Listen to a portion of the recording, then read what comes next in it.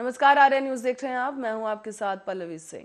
खबरों की शुरुआत करते हैं महाराष्ट्र से, जहां भारती और हर्ष की मुश्किलें बढ़ गई हैं। बड़ी खबर इस वक्त की आपको बता रहे हैं, जहां भारती सिंह और कॉमेडियन हर्ष की मुश्किलें बढ़ चुकी हैं। एनसीबी ने 200 पन्नों की चार्जशीट दाखिल कर दी है और इस ड्रग्स मामले में एनसीबी ने अपना शिकंजा कस दिया है। कॉमेडियन क्वीन भारती सिंह और उनके हस्बैंड हर्ष लिम्बाचिया पर अब शिकंजे की तलवार जो है लटक रही है, क्योंकि उनकी मुश्किलें बढ़ सकती हैं। एक बार फिर से इनकी तरफ मुश्किलें बढ़ती हुई नजर आ रही हैं। ड्रग्स मामले को लेकर भारती और हर्ष पर एनसीबी ने एक बार फिर से शिकंजा कस लिया है और एनसीबी ने इस कपल के खिलाफ कोर्ट में 200 पन्नों की चार्जशीट दाखिल की है।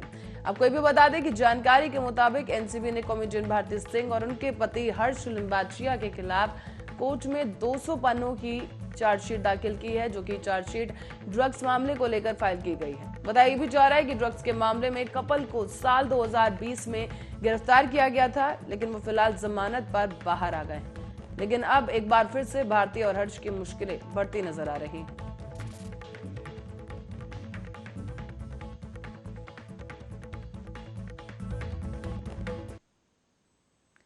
और कुछ दिनों की शांति के बाद महाराष्ट्र में एक बार फिर से सियासी घमासान और ड्रामा होता हुआ दिख रहा है।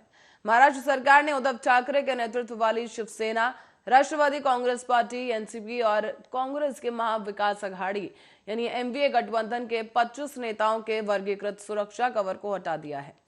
महाराष्ट्र सरकार के एक अधिकारी ने दरअसल शुक्रवार को इस संबंध में जानकारी दी है कि सरकार के इस कदम के बाद इन नेताओं को अपने घरों या फिर एस्कॉर्ट के बाहर स्थायी पुलिस सुरक्षा नहीं मिलेगी। महाराष्ट्र सरकार ने महाविकास अघाड़ी यानी एमवीए गठबंधन के 25 प्रमुख नेताओं की सुरक्षा को घटा दिया है। बताया भी जा रहा है कि एकनाथ शिंदे के नेतृत्व वाली सरकार ने राष्ट्रवादी कांग्रेस पार्टी और कांग्रेस और उद्धव ठाकरे गुट वाले शिवसेना के 25 नेताओं की सुरक्षा में ये कमी की है और जिन नेताओं की सुरक्षा घटाई गई है उसमें अनिल देशमुख, छगन भुजबल और बाला साहेब थोराट, नितिन राउत, नाना पटोले, जयंत पाटिल, संजय राउत, विजय वडेट्टीवार, धनंजय मुंडे, नवाब मलिक और नरहरी झिरवाल समेत सुनील केदार, असलम शेख और अनिल परब प्रमुख रूप से शामिल हैं। एनसीपी नेता अजित पवार और दिलीप वालसे पाटिल की सुरक्षा को जेड श्रेणी से घटाकर Y+ श्रेणी में कर दिया गया है। तो वहीं आपको बताते चले कि एकनाथ शिंदे सरकार का ये फैसला है, जहां पर ये तमाम नेताओं की सुरक्षा को घटाया गया है। हालांकि उनका कहना है कि खतरे की आशंका का आकलन करने के बाद ही ये फैसला लिया गया है और इस फैसले का राजनीतिक कोई एंगल नहीं है और राजनीतिक जुड़ाव इससे कोई लेना देना नहीं है। ये फैसला मूल रूप से खतरे की आशंका का आकलन करने के बाद ही लिया गया है, लेकिन इसके बाद जो राजनीतिक गलियारे हैं उनमें हलचल तेज हो गई है। महाराष्ट्र में एक बार फिर से महागठबंधन और शिंदे सरकार के बीच में तनातनी का माहौल है, क्योंकि 25 नेताओं की जो सुरक्षा कैटेगरी है यानी सुरक्षा का जो कवर उन्हें दिया जाता है उसमें कमी कर दी गई है और कुछ की सुरक्षा को हटा दिया गया है। आपको बता दें कि इस दौरान उद्धव ठाकरे और उनके परिजनों की सुरक्षा में कोई बदलाव नहीं किया गया है, उनकी सुरक्षा बरकरार है। एनसीपी प्रमुख शरद पवार की भी सुरक्षा बरकरार है, साथ ही उनकी बेटी की भी सुरक्षा बरकरार है, लेकिन कुछ और नेताओं के नाम यहाँ पर शामिल हैं जिनकी सुरक्षा को घटा दिया गया है। साथ ही आपको ये भी बता दें कि कई कद्दावर नेता ऐसे भी हैं, तो उनकी सुरक्षा को भी बरकरार रखा गया है। और इसी खबर पर ज्यादा जानकारी के लिए हमारे संवाददाता शिरीष हमारे साथ जुड़ चुके हैं। शिरीष, आपसे जानना चाहेंगे कि इस फैसले का महाराष्ट्र में क्या प्रतिक्रिया देखने को मिल रही है, क्या रिस्पांस सामने आ रहा है? नहीं, जिस तरह से उद्धव गुट के नेताओं की सुरक्षा हटाई गई है और उद्धव के खासगी सचिव हैं, मतलब मुख्य सचिव हैं मिलिंद नार्वेकर जी, उनकी एक तरफ सुरक्षा बढ़ा दी गई है। तो और पिछले कई दिनों से ये भी खबर आ रही थी कि मिलिंद नार्वेकर जी जो है वो कहीं न कहीं भारतीय जनता पार्टी के नेताओं के संपर्क में है। अभी हाल ही में जब गणेशोत्सव का माहौल था उस समय भी मुख्यमंत्री एकनाथ शिंदे किसी भी उद्धव गुट के नेता के घर पे तो विजिट नहीं किए, लेकिन उन्होंने खास करके मिलिंद नार्वेकर के घर पे जाकर के आई हुई गणपति के दर्शन किए और उन्हें शुभेच्छाएं दी थी। तब से ही मिलिंद नार्वेकर उद्धव गुट से निकल करके शिंदे गुट पे जा सकते हैं, इस खबर को हवा मिल रही है। और अब जबकि महाराष्ट्र सरकार ने लगभग सभी महाराष्ट्र सभी विरोधी पक्ष नेताओं के सिक्योरिटी को हटा दिया है और ऐसे में सिर्फ मिलिंद नार्वेकर की सुरक्षा बढ़ाई गई है। तो इस बात को लेकर के चर्चा ये बहुत जोर पकड़ रही है कि कहीं मिलिंद नार्वेकर भी अब शिंदे गुट की तरफ जाने की तरफ अग्रसर तो नहीं हो रहे हैं। जी तो शिरीष, क्योंकि शुरुआत से कहा जा रहा है कि खतरे की आशंका का आकलन करने के बाद ये फैसला लिया गया है, लेकिन इसका कोई राजनीतिक जुड़ाव नहीं है। लेकिन जैसा कि आप बता रहे हैं तो इससे ये राजनीतिक एंगल जरूर निकलकर सामने आ रहा है। जी, कहीं ना कहीं जितना लोगों की जानकारी है उसके अनुसार ये राजनीति से जुड़ी हुई बात है, क्योंकि खतरे की अगर बात करें तो खतरा तो सबसे ज्यादा विरोधी पक्ष के उद्धव ठाकरे जी को अक्सर धमकियां आया करती है किसी न किसी आतंकवादी संगठन से हमला करने की, तो उनकी सिक्योरिटी घटा दी गई है। और जबकि मिलिंद नार्वेकर को राजनीति से रिलेटेड ही लोग जानते हैं और अभी इस समय वो ज्यादा चर्चा में इसलिए आए हुए हैं क्योंकि मुख्यमंत्री एकनाथ शिंदे एकमात्र जो उद्धव ठाकरे के नजदीकी उनके घर पे लगातार विजिट कर ले रहे हैं, उनसे मुलाकात कर लेते हैं। भारतीय जनता पार्टी के अन्य नेता भी मिलिंद नार्वेकर को जाकर के मिल रहे हैं। ऐसे हालात में एक पार्टी के प्रमुख की आप एक तरफ सुरक्षा घटा दे रहे हैं और उसी पार्टी प्रमुख के सचिव की सुरक्षा व्यवस्था बढ़ा दे रहे हैं, तो इसका सीधा सीधा अर्थ निकाला जा सकता है ना कि उनकी सुरक्षा को लेकर के कोई मामला नहीं है। ये बेसिक मामला यही है कि कहीं न कहीं मिलिंद नार्वेकर और शिंदे गुट की नजदीकियां बढ़ रही हैं। पर शिरीष, इस दौरान पूर्व सीएम उद्धव ठाकरे की सुरक्षा को बरकरार रखा गया है, उनके परिवार की सुरक्षा को भी बरकरार रखा गया है। शरद पवार और उनकी बेटी जो कि सांसद हैं सुप्रिया, उनकी भी सुरक्षा को बरकरार रखा गया है। तो फिर इसके बाद अब शिवसेना के पास क्या विकल्प बचता है जब ये फैसला लिया गया? नहीं, शिवसेना के पास कोई विकल्प तो नहीं बचता। उनकी सुरक्षा घटाई नहीं गई है, उनकी सुरक्षा ऐसी चीज रखी गई है जैसी सुरक्षा थी उसको बनाई रखी गई है। और जब ये सरकार का, राज्य सरकार का अपना दायित्व है और उनका अपना अधिकार क्षेत्र है कि वो किसकी सुरक्षा दें या किसकी सुरक्षा घटा दें या किसकी सुरक्षा बनाए रखें, है ना। तो अगर कल को किसी भी तरह से सरकार को ऐसा लगता है या सरकार के पास इंटेलिजेंस से कोई ऐसी इनपुट आती है कि बाल ठाकरे या शरद पवार जी की सुरक्षा को लेकर कोई तकलीफ हो सकती है या उनको कोई परेशानी हो सकती है किसी संगठन से, तो ये सरकार का ही अपना लुक होगा कि वो बढ़ाया जाए या नहीं बढ़ाया जाए उनकी सुरक्षा को। तो इसको लेकर के उनके रुख को जानने की, मतलब उनके रुख को जानने की बहुत ज्यादा आवश्यकता भी नहीं पड़ती है। जी शिरीष, धन्यवाद इस जानकारी के लिए। दर्शकों को बता दें कि महाविकास अघाड़ी के करीब 25 नेता ऐसे हैं जिनकी सुरक्षा को घटा दिया गया है और एकनाथ शिंदे सरकार का ये बड़ा फैसला है। लेकिन इस फैसले के, चाहे भले ही वो कह दें कि कोई राजनीतिक इसका जुड़ाव नहीं है, लेकिन सीधा सीधा इसका राजनीति पर असर पड़ रहा है क्योंकि कुछ नाम ऐसे हैं जिनको लेकर विवाद की स्थिति है।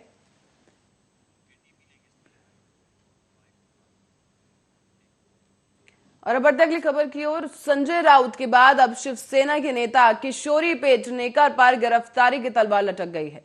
दरअसल जून में एक एफआईआर दर्ज की गई थी, हालांकि इसमें किशोरी पेडनेकर का नाम नहीं था, लेकिन इस मामले में जांच के बाद 4 लोगों को गिरफ्तार कर लिया गया है। इसमें एक मेयर किशोरी पेडनेकर का पड़ोसी है और नजदीकी है, जबकि एक बीएमसी का कर्मचारी है जिन्होंने अपने स्टेटमेंट में मेयर का नाम लिया है। दरअसल पूरा मामला आपको बता दें कि कुल 9 लोगों की शिकायत थी कि एसआरए का फ्लैट दिलाने के नाम पर उनसे पैसे लिए गए हैं, लेकिन फ्लैट नहीं मिला।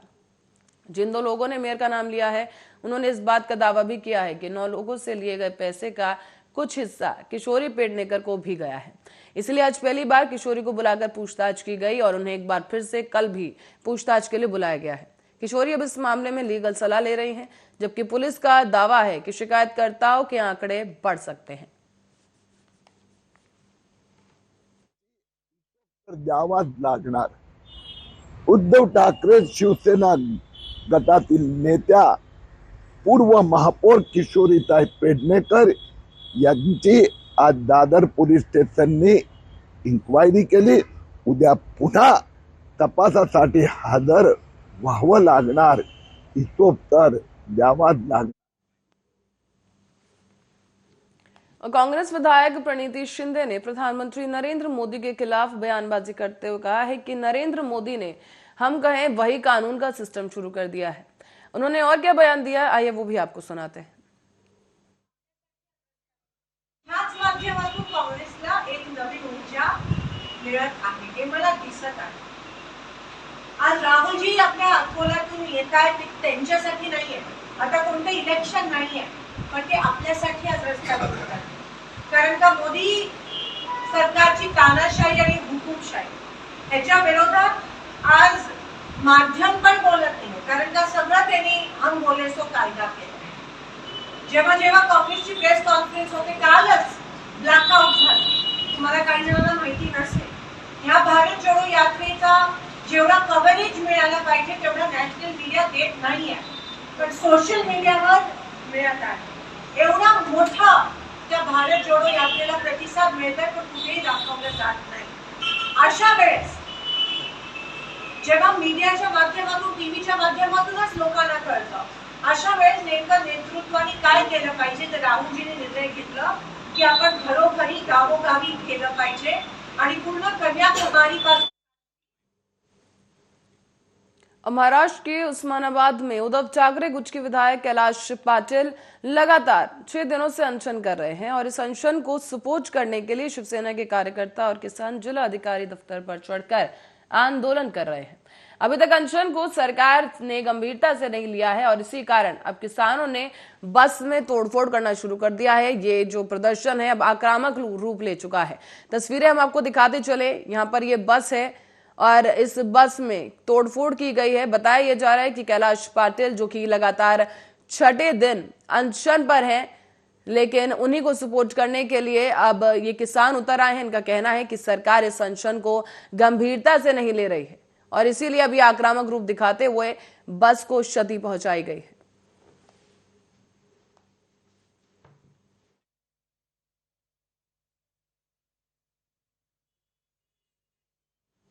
बुल्ढाना जिले के खामगांव के साप्ताहिक बाजार में आग लगने से करीब आधा दर्जन दुकानें जलकर खाक हो गई हैं.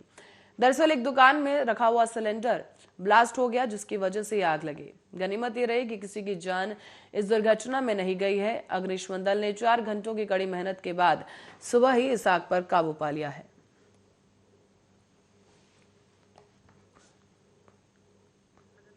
या आठवडी बाजारात मी राहते, हे घराची रहिवासी आहे मी. आणि पूर्ण अशी आग लागली, पूर्ण घर माझं जळून राख झालं. नंतर मी डाग पाहून भयंकर आग लागली होती, तशी मी भाऊन घराच्या बाहेर पळाले, जीव वाचवण्याची कोशिश केली. किती नुकसान झालं अंदाजे? तरी 50-60 हजारचं झालं, जास्त पण कमी नाही.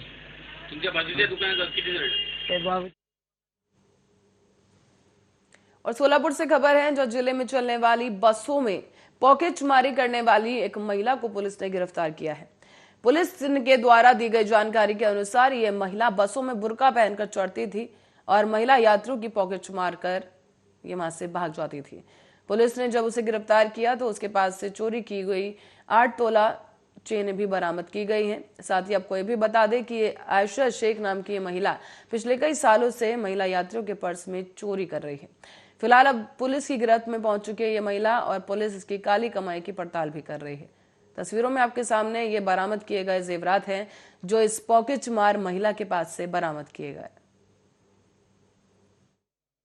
दिनांक 21/10/2022 रोजी यातील फिर्यादी अश्विनी गोपाळ पाटील वय 34 वर्ष ह्या दिवाळीनिमित्त त्यांच्या सासरवरून माहेरला जाण्यासाठी एस टी स्टँडवरून जात असताना बसमध्ये चढताना गर्दीचा फायदा घेऊन त्यातील अटक महिला आरोपी याने गर्दीचा फायदा घेऊन त्या पर्समधील चेन खोलून त्यातील 8.5 तोळे सोने आणि 6,000 रुपये कॅश चोरी केली होती. सदर गुन्हा नोंद केल्यानंतर सदर गुन्ह्याचा तपास आम्ही करीत असताना आम्हाला गुप्त बातमी मिळाली की सदर महिला चोरीचे सोनं विकण्याकरता येत आहे. त्या अनुषंगाने आम्ही ट्रॅप लावून सदर महिलेला ताब्यात घेतलं. तिची अंगझडती घेतली असता 8.5 तोळे सोनं आम्हाला तिच्याकडून भेटलेलं आहे आणि त्यानंतरनं आम्ही तिला अटक केली आणि PCR घेतला. PCR दरम्यान चौकशी केली असता तिने 4 महिन्यापूर्वीसुद्धा एक अशी चोरी केली होती एस टी स्टँडवरून. तर एस टी स्टँडवरून चोरी केल्यानंतर सदरचा मुद्देमालसुद्धा आम्ही त्याच्याकडून हस्तगत केलेला आहे. सदर महिलेकडून एकूण 12.5 तोळं सोनं रिकवर केलेलं आहे. सध्या महिला PCR संपलेला आहे आणि MCRमध्ये आहे. आणखी एका गुन्ह्यात ताबा घेऊन तपास चालू आहे. सदर महिला ही सोलापूरमधील असून यापूर्वी तिचं अद्याप तरी रेकॉर्ड चेक केलं तर रेकॉर्ड आढळून आलेलं नाही. तर इतर गुन्हे काय केले. और सोलापुर जिले में विधायक बच्चू कंडू और विधायक रवि राणा के बीच एक विवाद शुरू हुआ जो कि थमने का नाम नहीं ले रहा है. आज रवि राणा के आरोपों से नाराज होकर बच्चू कुंडू के प्रहार संगठन के कार्यकर्ताओं ने रवि राणा की सांकेतिक अंतिम यात्रा निकाली है। इस दौरान प्रहार संगठन के शहर अध्यक्ष अजीत कुलकर्णी ने आगामी 1 नवंबर को राज्य भर में आंदोलन करने की बात कही। नमस्कार, मी अजित कुलकर्णी, प्रहार जनशक्ती पक्ष शहराध्यक्ष सोलापूर। रवि राणांनी जे आक्षेपार्ह वक्तव्य केलं होतं, आदरणीय आमचे नामदार माजी नामदार बच्चूभाऊ कडू यांच्या निषेधार्थ आज त्यांची तिरडी यात्रा काढून आम्ही त्या वक्तव्याचा आणि बच्चूभाऊंना बोलल्याचा निषेध करत आहोत। आमचं म्हणणं असं आहे, रवि राणा एक आमदार आहेत, त्यांना समजायला पाहिजे होतं आदरणीय नामदार बच्चूभाऊंसारखं त्यांचं काम नाहीये। आदरणीय नामदार बच्चूभाऊंनी यांनी 350 अपंगांना सायकली देऊन आपल्या लग्नाचा खर्च टाळून 350 अपंगांना सायकली दिले, असं कार्य राणाचं नाहीये। अरे राणा, तुला थोडी लाज वाटायला पाहिजे, एकेरी भाषेत बोलतो, तुला थोडं तरी कळायला पाहिजे। 100 वेळा रक्तदान करणारा जो आमचा नेता आहे, आमच्या नेत्याबद्दल आक्षेपार्ह वक्तव्य तू केलंस तर एक गोष्ट लक्षात ठेव, इथंच नाही तर आम्ही अमरावती जिल्ह्यामध्ये येऊन तुझा पुतळा दहन केल्याशिवाय राहणार नाही। 1 तारखेपर्यंत तुला बच्चूभाऊंनी जे हे केलेलं आहे, तारीख दिलेली आहे, त्या 1 तारखेपर्यंत तू माफी माग। 1 तारखेपर्यंत तू बॅक 2 पाऊल मागे जा, अन्यथा याचे परिणाम चुकीचे होतील आणि हे तुला माहिती आहे। सोलापूरमधनं एक शहराध्यक्ष तुला चॅलेंज करतोय, जर तू आला सोलापुरात तर 100% तुझी गाडी अडवून तुला काळे झेंडे दाखवून तुझ्या गाडीवर शाई मारल्याशिवाय राहणार नाही। तू नसशील येत तर आम्ही अमरावतीमध्ये येऊन तुझा पुतळा दहन केल्याशिवाय राहणार नाही। बच्चूभाऊंचे कार्य जे आहे, अनाथ अपंग कामगारांसाठी, शेतकऱ्यांसाठी, हे काम तुझं काही कुठल्याही पद्धतीचं काम नसताना चुकीचं कुणाचं तरी तू ढोलकी घेऊन कुणाचं जर टाळ वाजवत जर कुणाच्या आक्षेपार्ह वक्तव्य जर करत असेल तर या गोष्टीचा आम्ही 100 वेळा निषेध करतो। धन्यवाद। आणि आज तुम्ही तिरडी आंदोलन काढलं, काय आंदोलन होतं तुमचं नेमकं आणि त्यांनी काय म्हटलं होतं? बच्चूभाऊंवर त्यांनी आक्षेपार्ह त्या वक्तव्याचा आपण परत एकदा हे करू नये, त्यांच्यावर आक्षेपार्ह वक्तव्य करून त्यांनी निंदनीय असं बच्चूभाऊंबद्दल बोललं होतं। त्याचा निषेध म्हणून आज आम्ही 4 खांदे देऊन पूर्ण हंडी वगैरे सगळं धरून हलगी वगैरे वाजवून आम्ही आज तिरडी यात्रा। और करेंगे ठाणे की ओर, जहां से खबर है कि एक महिला के सोने के जेवरों से भरा बैग गुम होने की जानकारी मिलते ही पुलिस ने मात्र कुछ घंटों के अंदर ही इस बैग को बरामद कर लिया है। साथ ही आपको बता दें कि भाईदूज के अवसर पर रूपाली पवार नाम की ये महिला अपने भाई के घर से ठाणे आई हुई थी। त्योहार के बाद वो अपने घर वापस जाने के लिए निकली तो एहतियात के रूप में अपने 9 तोले के आभूषण उसने बैग में रख दिए। जब वो रिक्शा से ठाणे स्टेशन पहुंची तो अपना जेवरों वाला हैंडबैग रिक्शा में ही भूल गई। जैसे ही रूपाली को याद आया कि जेवरों वाला बैग रिक्शे में रह गया है तो उसने तुरंत ही ठाणे नगर पुलिस को शिकायत दर्ज की और इसी दौरान शिकायत के बाद पुलिस ने भी तुरंत हरकत में आकर सीसीटीवी की मदद से रिक्शे वाले को ढूंढ निकाला है और साथ ही उसके पास से, उसके घर से जेवरों भरा ये बैग भी बरामद कर लिया गया।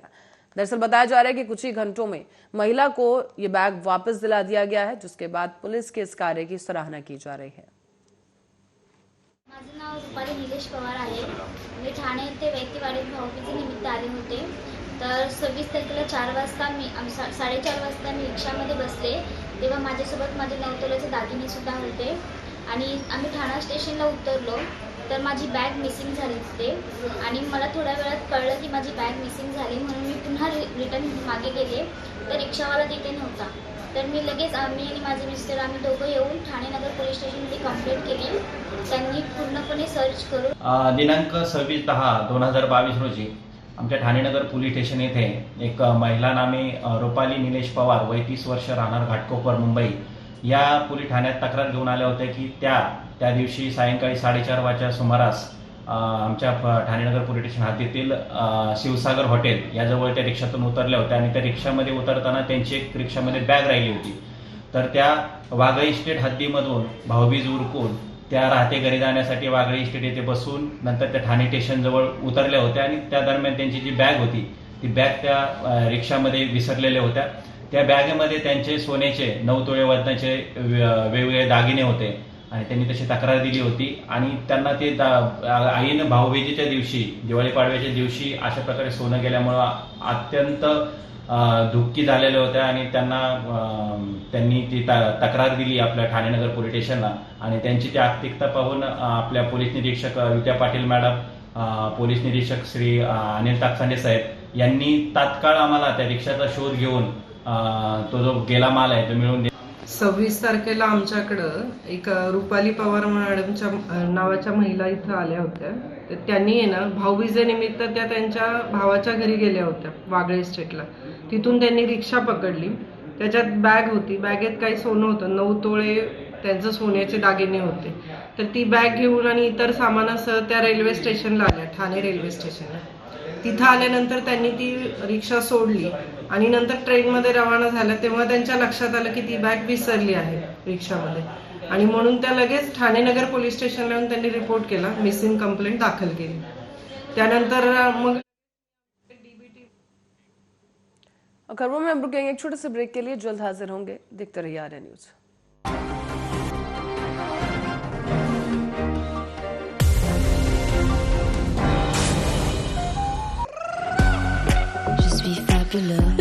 Le vent dans tes cheveux, c'est tant mieux. Le monde est dangereux. Breathable bamboo fabric by Siarams. Feel the air.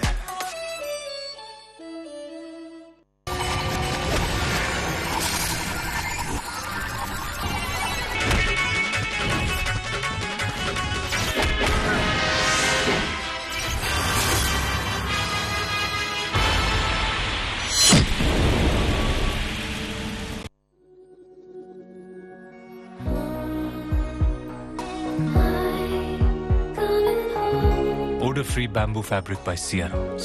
Feel the freshness.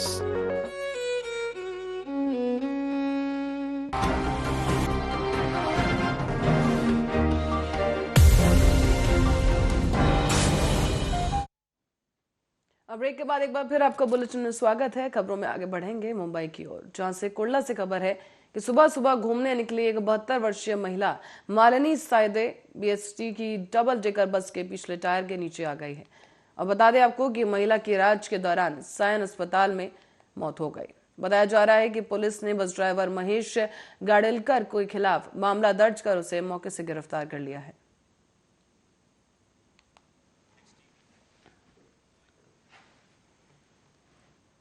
खबर बुल्ढाना जिले से है, जहां खामगांव शहर में चोरी की घटनाएं लगातार बढ़ती जा रही हैं। एक सेवानिवृत्त शिक्षक के घर कल रात चोरी में लाखों रुपए के दागिने लेकर ये चोर चंपत हो गए। मिली जानकारी के अनुसार खामगांव के तापड़िया नगर में एक सेवानिवृत्त शिक्षक सुखदेव चांदड़े के घर पर देर रात को चोरी की गई और चोरों ने घर में रखे सोने और चांदी के जो गहने हैं वो वहां से चुरा कर वो फरार हो गए। करीब 4.25 लाख की चोरी की गई है। बोबडे मार्ग दिनांक 26 ला भाऊबीजी निमित्त आम्ही कुटुंबासह बाहेर गावी गेलो होतो आणि रात्रीला मुक्काम झाल्यामुळे आणि 27 ला दुपारी 2 वाजता घरी आल्यानंतर घराचे कुलप तोडलेले होते। आता घरात प्रवेश केल्यानंतर कपाट सुद्धा अस्ताव्यस्त आणि तोडलेले असल्यामुळे कपाटामध्ये ठेवलेल्या 5 तोळ्याच्या बांगड्या अंदाजे किंमत 2,81,000 अधिक 80,000 रुपये नगदी आणि एक 4.5 ग्रॅमची लहान मुलाची गळ्यातली साखळी आता जवळजवळ 3,81,000चा ऐवज चोरीला गेलेला आहे। त्याच्यानंतर शहर पोलीस स्टेशनला तक्रार दिल्यानंतर कालच माननीय त्रिभुवन साहेब त्यासोबत कोळी साहेबाची सुद्धा भेट झाली आणि त्यांच्या तत्परतेने आता सध्या फिंगरप्रिंटचं जे पथक आहे बुलढाण्याचं त्यांनी सुद्धा चौकशी। मुंबई के चेंबूर में एक भीषण दुर्घटना हो गई है, जिसका सीसीटीवी वीडियो सामने आया है। यहाँ आपको बता दें कि एक तेज रफ्तार से आती हुई बाइक को एक फॉर्च्यूनर गाड़ी ने टक्कर मार दी है। इसका सीसीटीवी आप देख सकते हैं कि यहाँ पर वीडियो में ये बाइक आती हुई दिखी है, जिसे ये गाड़ी टक्कर मारते हुए वहां से निकल गई।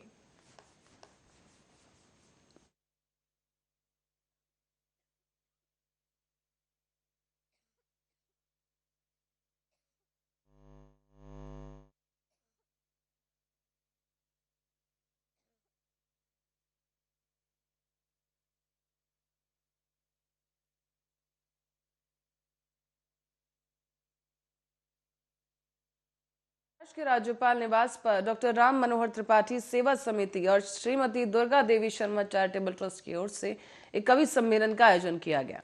इस कार्यक्रम के दौरान कार्यमाला पूर्व मंत्री कृपाशंकर सिंह, पूर्व विधायक राज पुरोहित, गीतकार मनोज मुंशीर, डॉक्टर मंजू पांडे, अनुराग त्रिपाठी, राजीव नौटियाल और समाज सेवक प्रशांत शर्मा समेत अनिल गलगली, ब्रजमोहन पांडे और कई साहित्यकार शामिल हुए। इस कार्यक्रम में पत्रकार और कई मान्यवर उपस्थित हस्तियां भी देखने को मिली हैं।